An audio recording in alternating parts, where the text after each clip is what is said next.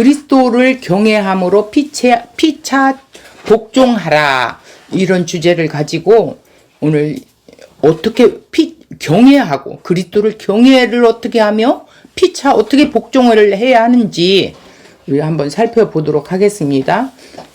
자, 이렇게 경외하고 피차 복종하려면 어떻게 해야 된다고 그랬어요? 전번 주에 성령의 충만함을 받아야 된다고 그랬어요. 그럼 우리 18절부터 한번 읽어볼까요?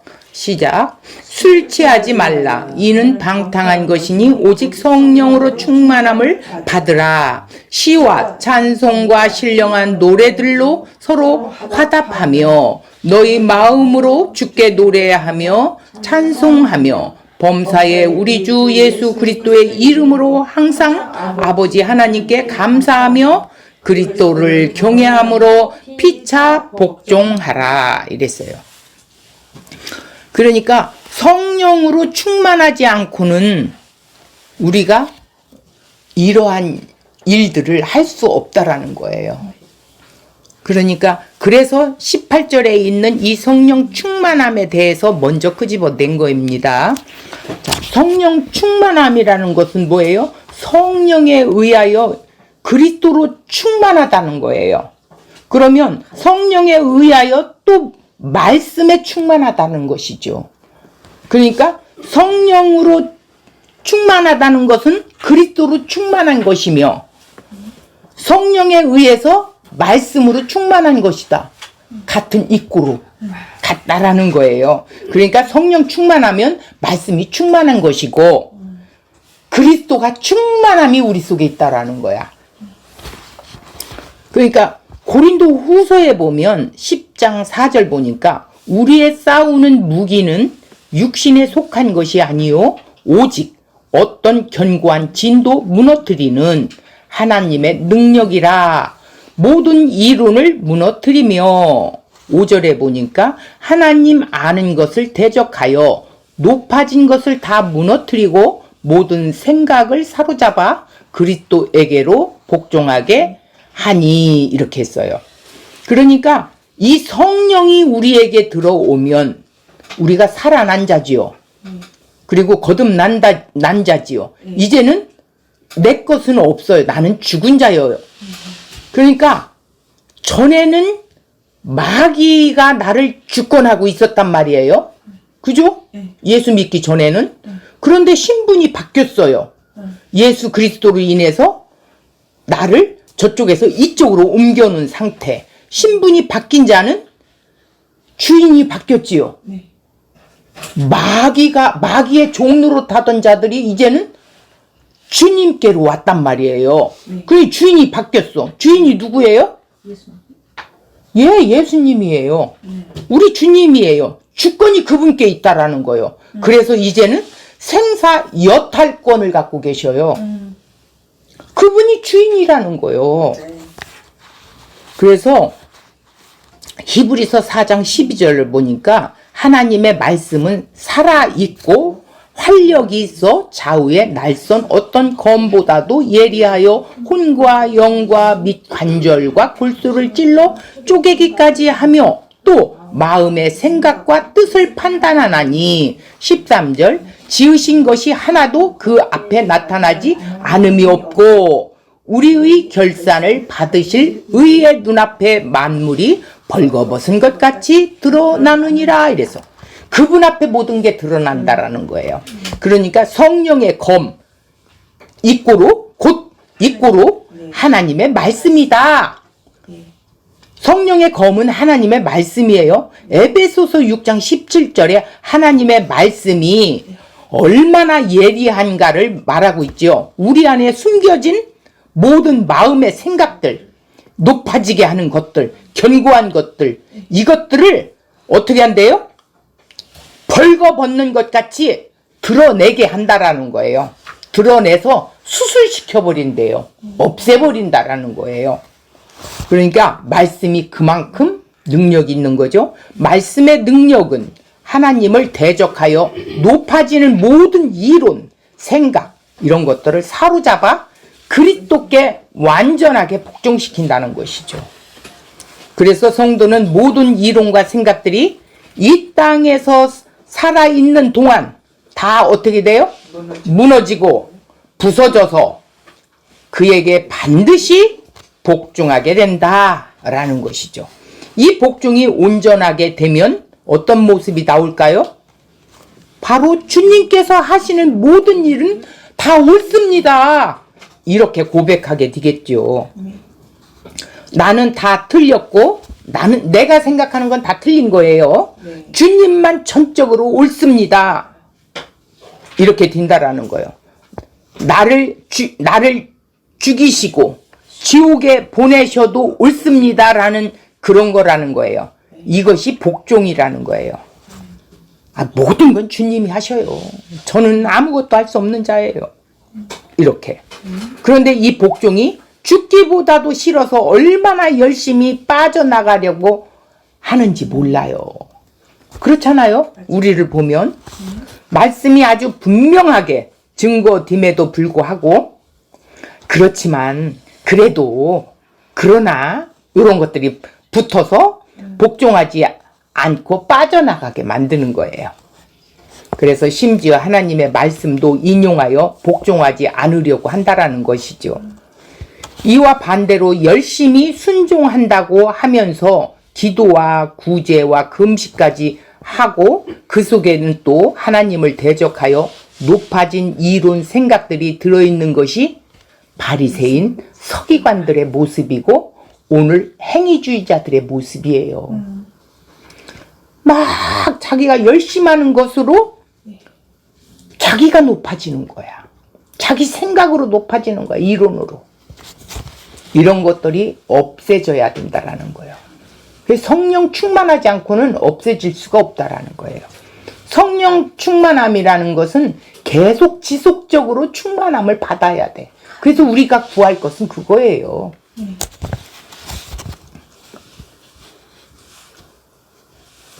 자, 요한복음 14장 1절 한번 볼까요? 너희는 마음에 근심하지 말라. 하나님을 믿으니 또 나를 믿으라. 2절 내 아버지 집에 거할 곳이 많도다. 그렇지 않으면 너희에게 일렀으리라. 내가 너희를 위하여 거처를 예비하러 가노니 3절 가서 너희를 위하여 거처를 예비하면 내가 다시 와서 너희를 내게로 영접하여 나 있는 곳에 너희도 있게 하리라 그랬어요. 자, 예수님께서 떠나신다고 하시자 제자들이 근심을 하고 있었지요. 이때 예수님께서 하시는 말씀이 내가 거처를 예비하러 간다고 해요. 이것이 처소라고 되어 있죠. 이 처소와 거처가 무엇일까요? 황금 보석으로 꾸며진 저 천국을 생각하는데 천국이 여기 있다 저기 있다 생각하지 말고 어디 있다? 내 마음에 있대요. 내 마음에 천국이 없는 사람이 최종의 구원의 천국을 어디 맛을 보게 되겠어요. 내 마음에 천국이 없이 이 세상의 근심 걱정으로 꽉 차여 있다면 그는 예수를 믿는 게 아니라는 거예요. 그 처수의 재료는 우리의 공덕으로 만들어지는 것이 결단코 아니에요. 들 수가 없어요. 요한복음 14장 16절에 보니까 내가 아버지께 구하겠으니 그가 또 다른 보혜사를 너희에게 주사 영원토록 너희와 함께 있게 하리니 17절 그는 진리의 영이라 세상은 능히 그를 받지 못하나니 이는 그를 보지도 못하고 알지도 못함이라. 그러나 너희는 그를 아나니 그는 너희와 함께 거하심이요 또 너희 속에 계시겠음이라. 18절 내가 너희를 고아와 같이 버려두지 아니하고 너희에게로 오리라. 19절 조금 있으면 세상은 다시 나를 보지 못할 것이로되 너희는 나를 보리니 이는 내가 살아있고 너희도 살아있겠음이라. 20절 그날에는 내가 아버지 안에 너희가 내 안에 내가 너희 안에 있는 것을 너희가 알리라. 이게 뭐예요? 성령이 들어오시는 것이 천국이라는 거예요. 거처, 처소, 성전. 이 안에 누가 계세요? 하나님 아버지, 주님이 계시다라는 거예요. 나의 주인이 계시다라는 거예요. 그래서 그분의 주권 앞에 우리는 순종할 수밖에 없어요. 성령이 오셔서 우리를 그렇게 이끌어가고 깨닫게 하시고 채찍하시고 책망하시면서 다듬어 가시는 거예요. 이제 성령의 인침을 받은 자는 이 충만함을 받게끔 성령이 우리를 이끌어 간다는 말이에요. 충만함에 이끌어 간다라는 거예요. 말씀에 충만함이 이끌어 간다라는 거. 주님으로 충만해진다라는 거예요. 이게 이끌어예요. 같다라는 거예요. 곧 나오는 거예요. 그래서 예수님께서 마련하신다는 처소가 곧 거처가 어디냐? 예수님께서 아버지께 구했어요. 네. 그래서 또 다른 보혜사 곧 성령을 보냈죠. 성령이 오시면 성도와 함께 성도 안에 영원히 거하신대요. 떠나지 않고.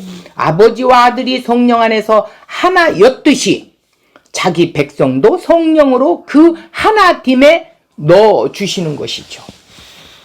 요한복음 14장 23절 아버지와 아들이 그에게 가서 거처를 함께 한다고 했어요. 아버지께서 마련하신다는 처소가 곧 성령입니다. 출애굽기 15장 17절 주의 처소를 삼으시기 위하여 출애굽시킨 것처럼 오늘날 우리를 이 세상에서 구원하신 것은 아버지와 아들의 그 처소를 삼으신 것이죠. 천지를 창조하신 하나님께서 우리 안에 와서 사시겠다는 거요. 이보다 더 놀라운 복음이 어디에 있어요? 우리가 너무나 추상적으로 신앙생활을 했기 때문에 이 놀라운 사실을 실제화되지 못했던 거예요.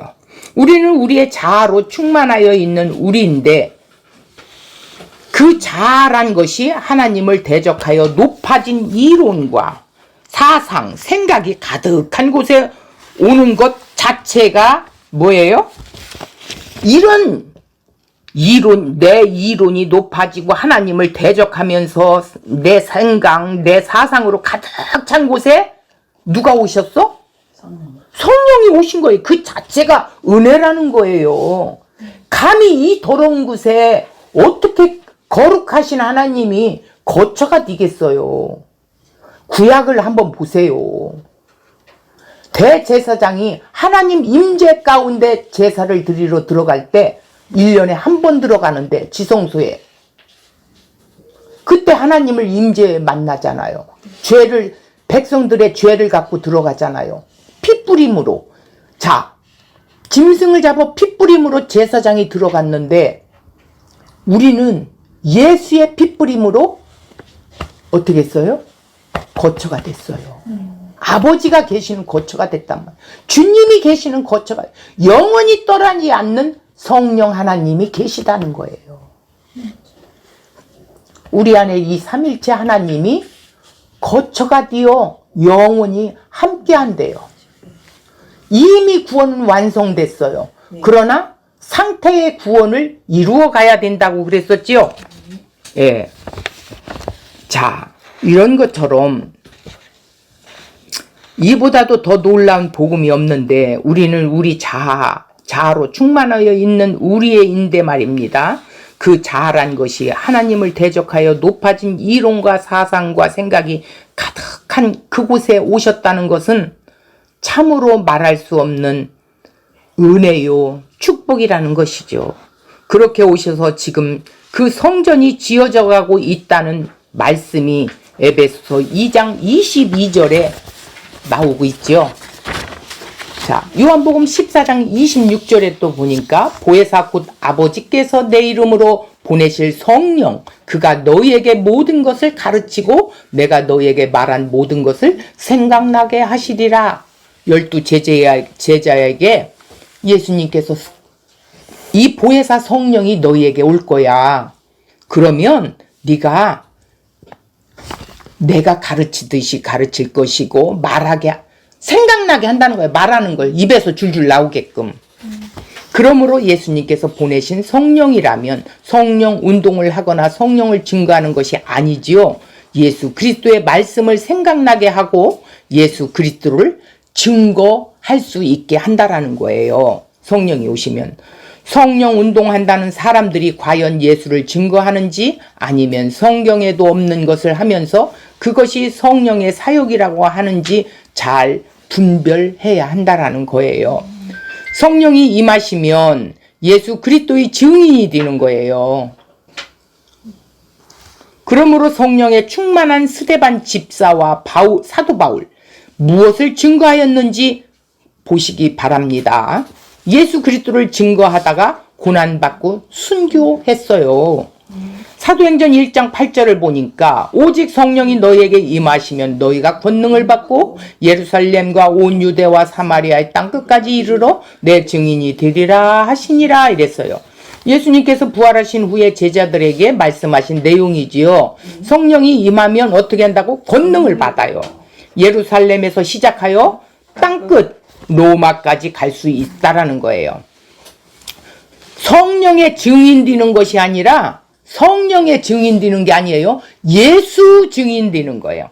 예수 그리스도를 증인이 되는 거예요. 그분에 대해서 우리가 전하는 거예요. 내 증인이 되라는 것은 우리가 증인이 되자고 결단하고 결심하여 이루어내야 하는 말이 아니고 성령이 임하여야 된다는 거죠. 성령이 임하면 그리스도의 증인으로 만들어 내신다는 예수님의 의지가 그것에 담겨 있어요. 예수님께서 부활 승천하셔서 성령이 오셨습니다. 성령이 임한 자들이 무엇을 증가했습니까? 사도행전 2장 33절 보니까 하나님이 오른손으로 예수를 높이심에 그가 약속하신 성령을 아버지께 받아서 너희가 보고 듣는 것을 보여주셨느니라 이랬어. 오순절 예수님께서 약속하신 그 성령이 임하게 뒤자 제자들은 무엇을 증거합니까? 자, 여기 잘 들으세요. 너희가 십자가에 못 박아 죽인, 너희들이 십자가에 못 박아 죽인 그 예수를 하나님께서 주와 그리스도가 되게 하셨느니라 이렇게 했어요. 이런 증인을 했단 말이에요. 바울은 부활하신 예수님을 만나기 전에 어떤 자였어요? 율법의 의로는 흠이 없는 자였어요. 유대인 중에 유대인이었고 가말리엘 문화의 문화생이었고 바리새파로서 그리스도의 몸din 교회를 핍박하고 진멸하는 자였어요. 그런데 그런 자가 부활하신 예수님을 만나고 성령이 임하게 됩니다. 자, 바울이 만나고 싶어서 만났어요? 찾아오셨어요. 기독교는 찾아오는 종교예요. 내가 찾는다고 되는 일이 아닙니다. 그거는 행위 종교자들이 이야기하는 말이에요. 성령이 충만하게 뒤자 바울이 한 일이 뭐예요? 눈에 비늘 같은 것이 벗겨지고 즉시 예수가 하나님의 아들 그리스도라는 것을 증거하였죠. 눈에 비늘 같은 것이 벗겨졌다는 말은 예수님을 만나고 3일 동안 아무것도 보지 못하게 되었어요. 그런데 아나니아가 안수하여 기도함으로 눈에 비늘 같은 것이 벗겨졌다고 했어요. 눈에 무언가 덮여져 있던 것이 벗겨 나간 것이기도 하지만 성경을 보는 눈과 귀가 뜨여졌다라는 뜻이에요. 고린도후서 3장 1절을 보면 우리가 다시 자천하기를 시작하겠느냐? 우리가 어찌 어떤 사람처럼 추천서를 너희에게 붙이거나 혹은 너희에게 받거나 할 필요가 있느냐? 너희는 우리의 편지라. 우리 마음에 썼고 뭇사람이 알고 읽는 바라. 3절 너희는 우리로 말미암아 나타난 그리스도의 편지니 이는 먹으로 쓴 것이 아니래요. 오직 살아계신 하나님의 영으로 쓴 것이며 또 돌판에 쓴 것이 아니요 오직 육의 마음판에 쓴 것이라 그랬어요. 옛 언약과 새 언약을 말씀하는 건데 옛 언약은 돌판에 기록되지만 새 언약은 육의 마음판에 기록된다라는 거예요. 성령이 오시면. 예레미야 33장에 새 언약을 성취한 말씀이 있어요. 이것이 하나님의 영으로 디는 것임을 말씀하고 있어요. 그러므로 성령은 하나님의 말씀은 성령은 이꼬로 하나님 말씀은 사람의 마음에 기록하였다라는 하시는 것이라는 거예요. 그러므로 성령이 임하였다는 말씀은 하나님의 말씀이 우리의 마음에 들어와 말씀하신다라는 것이죠. 그래서 바울의 눈에 비늘 같은 것이 벗겨지듯이 율법을 읽을 때 그 모세의 수건이 벗겨져야 한다고 했지요. 그래서 주의 영이 계신 곳에 자유가 있고 주의 영으로 인하여 예수 그리스도의 영광을 보며 그와 같은 형상으로 변화하여 영광에서 영광에 이르게 된다고 했어요. 그래서 성령으로 충만함이란 뭐냐? 주의 영광을 보게 된다는 것이요. 사도가 성령에 충만하여 증거할 내용이 천하 인간의 구원을 얻을 이름이 뭐냐? 예수 그리스도 뿐임을 증거하고 있다는 것이죠. 사도는 예수 그리스도의 십자가 외에는 결단코 다른 것을 자랑하지 않겠대요. 그래서 자기의 그 스펙 모든 것들을 배설물로 여겼어요. 똥으로 여겼다라는 거예요. 내 치장, 육신의 막 내 모든 간판, 뭐 학벌, 내가 살았던 과정 다 필요 없다라는 거예요. 지금도 예수 안에서 그런 걸 자랑한다면 어리석은 자라는 거지요. 오직 자랑할 것은 십자가에 못 박힌 것 외에는 자랑할 필요가 없다라는 거예요. 그렇게 위대하다는 거예요, 이게. 왜? 죽을 나를 구원하신 하나님이시니까. 그 십자가에서 나를 구원하셨으니까. 그래서 이렇게 성령이 충만한 자가 19절에 보면 시와 찬송과 신령한 노래들로 서로 화답하며 너희 마음으로 주께 노래하며 찬송하며.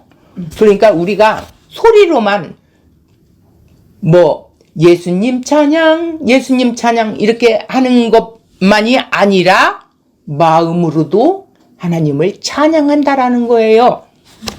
성령으로 충만하면 어떤 결론이 나오는지 어떤 모습이 되는 것일까요? 성령으로 충만함을 받으라는 것은 우리의 뜻이 아니라 하나님의 뜻이에요. 하나님의 뜻은 반드시 이루어지지요. 그러므로 오늘 말씀을 통하여 우리가 성령으로 충만한지 점검을 하시기 바랍니다. 시와 찬미와 신령한 노래들로 서로 화답하며, 이것은 초대교회 때 성도가 모여서 서로 화답하는 찬송을 말하는 거예요. 그러니까 나 혼자 구원받아야지 이게 아니라는 거예요. 이러한 찬송은 꼭 노래만으로 하는 것이 아니라고 그랬어요. 말로도 찬송할 수 있다라는 거예요. 말로 찬송한다는 것은 하나님께서 그리스도 안에서 행하신 일들을 말하는 것이 찬송이며 찬양이에요. 주님이 이렇게 십자가에서 나를 그 모진 고통을, 지금 고난주간이잖아. 그 모진 고통을 십자가에서 다 내 대신 짊어지셨구나. 이렇게 생각하면서 묵상하는 것도 찬미하는 거라는 거야. 구약의 시편을 찬양하였지만 서신서의 여러 부분은 초대교회 때 찬송으로 불러진 내용들이에요. 1세기 말에 로마 제국에 속한 비두니아의 충독 트라이안 황제에게 보낸 편지에서 신자가 그리스도를 하나님께로 찬양하였다는 기록이 있는데, 그러므로 성령으로 충만하게 되면 성도가 서로 화답하게 된다는 거예요. 이것은 노래로만 화답이 아니라 하나님께서 그리스도 안에서 행하신 모든 일들을 서로 말하는 것이 화답이라는 거예요. 이러한 성도의 화답은 세상이 결코 알 수도 없고 받을 수도 없는 내용이지요. 오직 창세전에 예수 안에서 택하신 자들에게만 성령을 보내심을 인하여 시와 찬미와 신령한 노래로 서로 화답하게 된다라는 뜻입니다. 그런데 사람과 부딪히는 것이 싫어서 혼자만 담을 쌓고 교회당에 다닌다면 종교 생활하는 것이지 복음 전하는 신앙의 생태는 아니다. 왜 하나님이 교회 안에 지체들하고 부딪히게 만들어요? 그 부딪힌 사람을 나쁘다고 생각만 하면 안 돼. 내가 성장이 안 돼. 아, 저런 자를 나를 부딪히게 하고 붙여놓은 것은 나를 성장시키고 나를 보라고 그러는구나. 아우, 주님, 내가 저런 모습이었었는데 저 영혼 불쌍해요. 하나님, 저 영혼도 눈을 뜨게 해주세요. 이렇게 해야지. 아이고, 나 저 인간 때문에 속상해서 못 살아. 막 이렇게 하게 빠져들기 시작하면 사단이 나를 지배하는 거야. 나를 지배한다고. 그래서 나를 어디까지 지배해? 안 된다라는 거예요. 성령이 그러면 탄식한다는 거예요. 우리가 신앙 고백하는 내용에도 성도가 서로 교통한다는 내용입니다. 고린도전서 12장 12절, 몸은 하나인데 많은 지체가 있어요. 몸의 지체가 많으나 한 몸과 같이 그리스도도 그러하니라 그랬어. 13절, 우리가 유대인이나 헬라인이나 종이나 자유인이나 다 한 성령으로 세례를 받아 한 몸이 되었고 또 다 한 성령을 마시게 하셨느니라. 마신다라는 건 믿는다라는 거예요. 우리가 구원을 받는다는 것은 내 하나 지옥에 안 가고 천국 간다는 그런 개념의 구원이 아니지요. 그리스도의 몸으로서 구원을 받는 거예요. 그러니까 예수님이 머리라면, 우리 몸을 생각하면 예수님이 몸이라면 예수님의 몸에 붙어있는 지체들이 있어. 기능들이 있단 말이야. 이 기능들이 합해서 하나가 되어 위의 지시대로 움직이는 거지. 손이, 아이고 나 싫어, 발이 왜 이렇게 자꾸 나를 건드려, 이렇게 하면 안 된다는 거예요.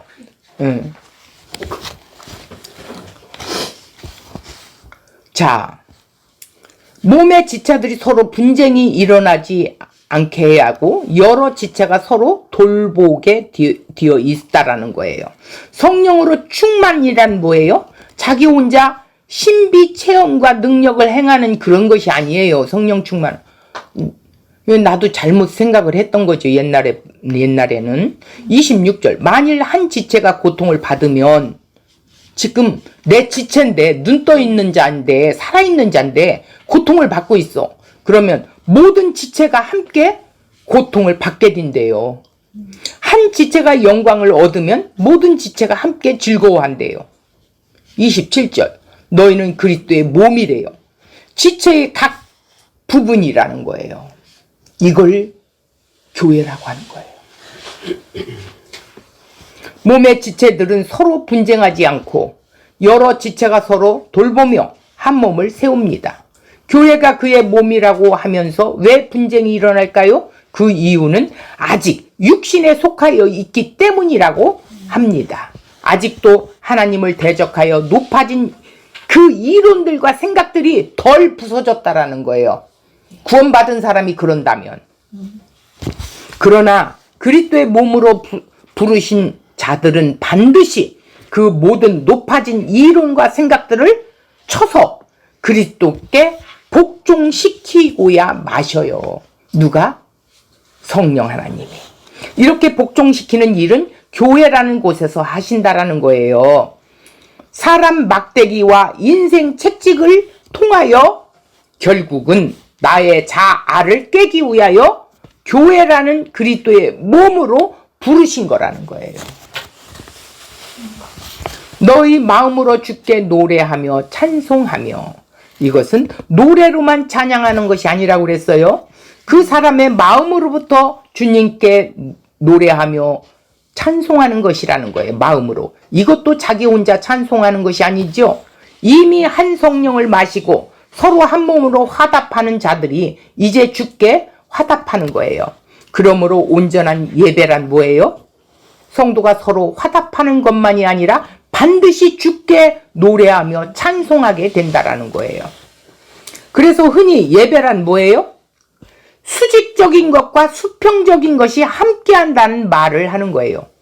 수직은 하나님께로지요. 수평은 뭐예요? 지체들감이에요. 그러니까 삶의 예배가 되어진 자들이 수평이 잘 이루어져 간다라는 거예요. 그러면 수평이 잘 이루어지면 수직은 자동으로, 또 수직 가운데 이루어진 자가 수평으로 이루어 가는 거고, 없어서는 안 되는 거예요. 수직, 하나님과 지체와 모두가 하나가 되어야 합니다. 자, 20절을 보면 범사에 우리 주 예수 그리스도의 이름으로 항상 아버지 하나님께 감사하며 그랬어요. 이 범사라는 거를 우리가 잘 알아야겠어요. 신자에게 주어진 환경, 여건과 상황을 통해서 견인해 가시며 때로는 연단도 하시고 시험도 할 수가 있어요. 주님께서 자녀의 성숙을 위하여 주신 것이기에 천국을 드러내는 섬김과 희생을 통하여 감사할 수밖에 없어요. 이것이 범사에 일어나야 된다라는 거예요. 매 삶의 순간에. 그래서 감사라는 것은 하나님의 은혜에 대한 인식에서 나오는 거래요.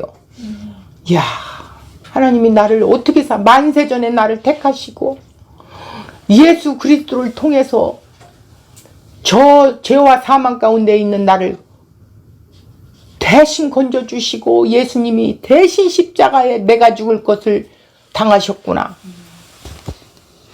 이런 은혜가 깨달아질 때 감사가 저절로 나온다는 거예요. 자, 모든 일에 있어서 예수님의 이름으로 하나님께 감사를 드린다는 거예요. 예수님의 이름이 없이는 감사가 나올 수가 없어요. 하나님께. 그 삶이 하나님께 드리는 감사라는 거예요. 이런 자가 성령 충만함이에요. 그런데 우리는 범사에 감사하고 있는가? 한번 생각해 봐야 된다. 범사에 원망과 불평이 나오는가? 한번 진단해 봐야 된다는 거예요. 이스라엘 백성들 보세요. 광야에서 원망, 불평 쏟아냈지요? 그 이유는 자기를 위한 구원인 줄 알았어요. 자기를, 나만을 위한 구원인 줄 알았어요. 그래서 어떻게 했어요? 시내산에서 여호와 섬기기로 언약하고 쌍방간에 핏부림을 언약을 체결하고 모세가 하나님의 말씀을 받아오는 40일 동안 그들이 한 짓이 뭐예요? 우리를 위하여 인도하는 신을 만들자. 우리를 인도할 신을 만들지. 그러면서 우상을 만들었지요.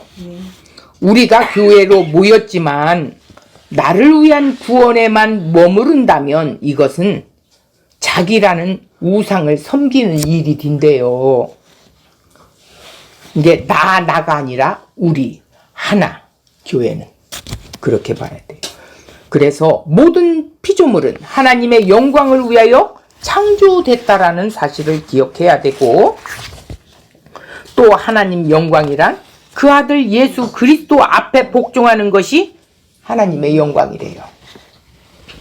이러한 내용은 다 성경에 기록되어 있어요. 그러므로 어떻게 돼요? 성령으로 충만함이란 성경 말씀을 통하여 하나님의 뜻을 알고 그 말씀으로 충만하게 되면 범사에 어떻게 돼요? 우리 주 예수 그리스도로 말미암아 아버지께 감사하게 된다라는 거예요. 범사에. 어떤 상황이 와도 범사라는 거예요. 어떤 상황, 어떤 처지에 처했어도 뒤돌아보니까 어때요? 가짜를 믿고 있었죠, 우리가. 종교 행위한 거예요. 골로새서 3장 16절. 그리스도의 말씀이 너희 속에 풍성히 거하여 모든 지혜로 피차 가르치며 권면하고 시와 찬송과 신령한 노래를 부르며 감사하는 마음으로 하나님을 찬양하고. 지금 이 일을 우리가 하고 있죠. 성령 충만함이 곧 말씀으로 충만함인데 그 결론은 모든 지혜로 피차 가르치며 권면도 하고 시와 찬송과 신령한 노래를 부르며 감사하는 마음을 하나님을 찬양한다는 거예요. 피차 가르친다는 것은 한 성령을 받아 한 몸 되었기에 서로 세워가며 서로 격려하며 서로 돕는 지체가 된다는 거예요. 자, 21절 오늘 주제죠. 그리스도를 경외함으로 피차 복종하라 그랬어요. 성령 충만한 삶을 살 때 그리스도께 경외함이 오고 피차 지체들 간에 서로 복종하고 섬길 수 있다라는 거예요. 복종은 뭐예요? 섬김의 삶 자체예요. 경외는 뭐예요? 그리스도의 주 되심을 진정으로 고백하는 마음이 공경하면서 두려워한다라는 것이죠. 성령님의 역사를 따르고 그리스도를 경외하는 사람은 자발적으로 상호 복종한 삶을 살고 서로 섬기는 삶을 살아간다라는 것이죠. 이게 그리스도를 경외함으로 피차 복종하는 삶이에요. 이 세상 사람들은 모두가 이기심을 가지고 있어요. 자신을 늘 높이고자 하고 첫째가 되고자 해요. 그리스도의 인내의 삶은 어떻게 해요? 상호 복종으로 나가요. 내가 굽혀 들어가는 거예요. 자신의 이권과 자신만의 고집으로 나가지 않아요. 서로 한 몸으로 이루는 지체임을 깨닫고 서로를 사랑하고 서로 섬기는 삶을 살아간다는 거예요. 초대교회의 역사를 보면 어때요? 참된 신앙을 가진 사람들은 진실로 서로 사랑하고 섬길 줄 아는 착한 사람들이었죠. 네 거니 내 거니 말하지 않고. 그리스도를 존경하고 두려워한다면 피차 복종하게 되는 것이 성령으로 충만함의 결과라는 거예요. 성령 충만함이 있어야 그리스도를 존경하고 두려워하고 지체들 간에 서로 복종하게 돼요. 섬기게 돼요. 성령 충만함이 없이는 할 수가 없어요. 자, 5장 22절에서 6장 9절까지는 피차 복종의 삶을 어떻게 살아야 하는가를 이렇게 가르쳐 주고 있어요. 아직 우리가 나가지 않았지만 우리가 그리스도를 경외하는 내용이라는 거죠. 5장 22절에서 33절을 보면 남편과 아내 관계에 있는데도 예수 그리스도가 중심에 있다라는 거예요. 그러니까 어떻게 하라고요? 24절에 그리스도에게 하듯 하래요. 25절에 보니까 그리스도께서 하시듯 하라는 거예요. 그리스도께서 우리에게 하셨던 것처럼 우리도 그렇게 하라는 거야. 부부간에도. 자, 부모 자녀 관계도 있어요. 6장 1절에서 4절 6장 1절에서 4절까지 부모와 자녀 관계도 그리스도가 계신다는 거예요. 주 안에서 4절을 보니까 주의 교훈과 훈계로 말씀하래요. 6장 5절에서 9절을 보면 상전과 종의 관계인데 역시 그리스도가 계시네. 여기도 5절에 그리스도께 하듯 하래요. 6절에 그리스도의 종들처럼 하라고 하시지 않아요? 이렇게 우리의 모든 관계에 그리스도를 경외함이 있어야 한다고 말하고 있죠. 그리고 그리스도를 경외하기 때문에 서로 복종하게 되고 성령님의 충만함이 있다면 예수 그리스도를 반드시 경외함이 있게 되고 그리스도를 경외함이 있다면 피차 지체들 간에도 복종함이 나타나게 된다라는 거예요. 복종이라기보다는 그냥 섬긴다라는 거죠. 바라고 섬기는 게 아니라 그냥 섬기는 거예요. 주님이 나를 조건 없이 섬겨주듯이. 우리 한국교회에 나타나고 있는 모습과는 다르지요. 대개 성령 충만하다고 하는 사람들을 보면 그리스도를 경외함이 별로 없어요. 상호 복종이 나오지 않아요. 다른 사람 외에 군림하듯이 행동을 하더라고요. 형제를 사랑하고 섬기기보다 자신을 자랑하기에 바빠요. 주의 성도들에게 잔소리꾼이 되고 남은 일도 많아요. 이런 것은 성령님의 인도하심을 받는 삶과는 관계가 없는 삶이에요. 그래서 신자는 이 땅에서 지혜롭게 살아야 하는데 지혜롭게 살기 위해서는 반드시 성령님의 충만한 다스림을 받아야 한다는 거예요.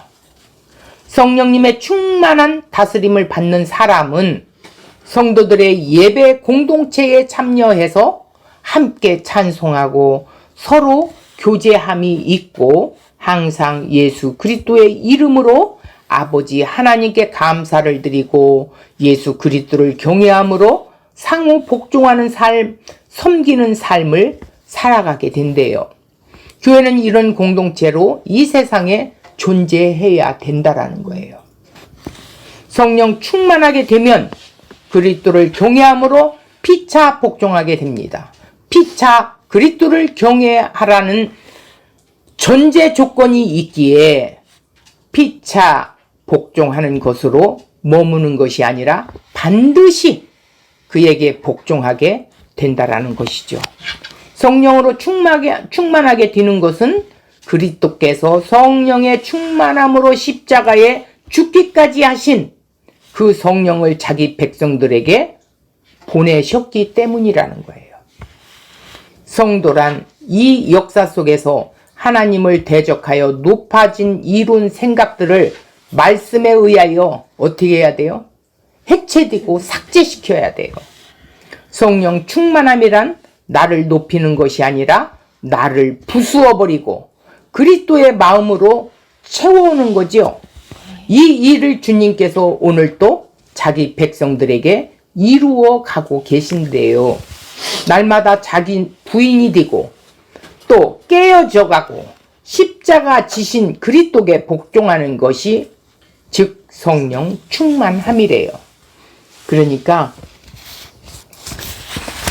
말씀으로 우리가 채워지게 되면 그 말씀이 우리 안에서 성령을 통해 움직이는 거야.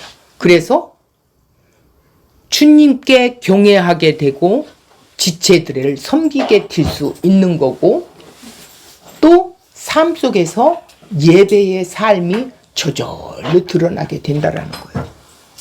세상에 뭘 잘 되고 못 되고가 아니라 어떤 상황에서는 범사에 복종해야 된다는 거예요. 범사에 감사할 줄 알아야 된다. 근데 성령 충만함이 없으면 절대 감사가 나올 수가 없어요. 그러니까 지금 우리가 계속해서 4, 5장 들어가서 지금 행동의 상태의 구원에 대한 지금 말씀을 계속 지금 선포했어요. 그것은 반드시 내가 어떻게 십자가에서 구원을 받았는지 2장에 명백하게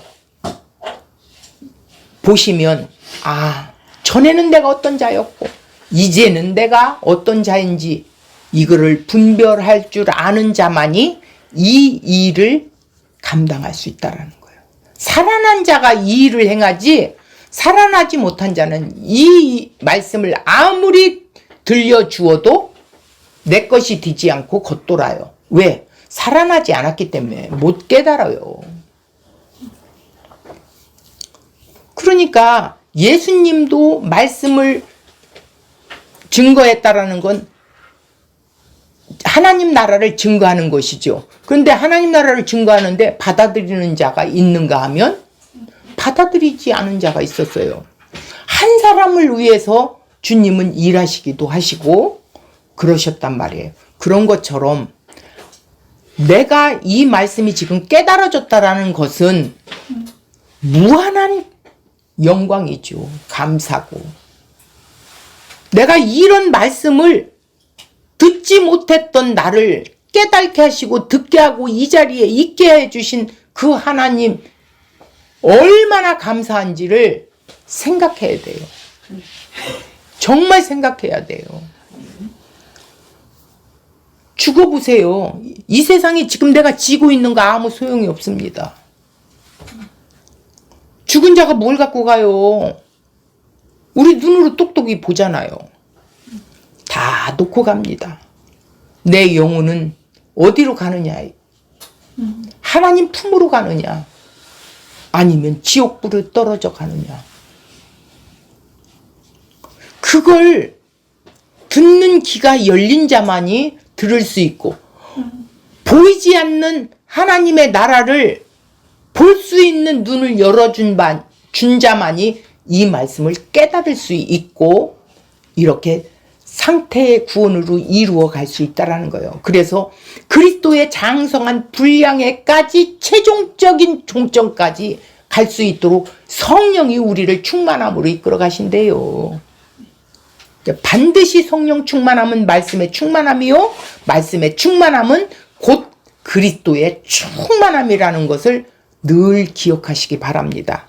그래서 오늘 그리스도를 경외함으로 피차 복종하라 라는 것을 주제로 말씀하였는데, 이 말씀을 한 주간 동안 곱씹으면서 또 붙잡고 기도하면서 승리하는 그런 한 주간 되시기 바랍니다.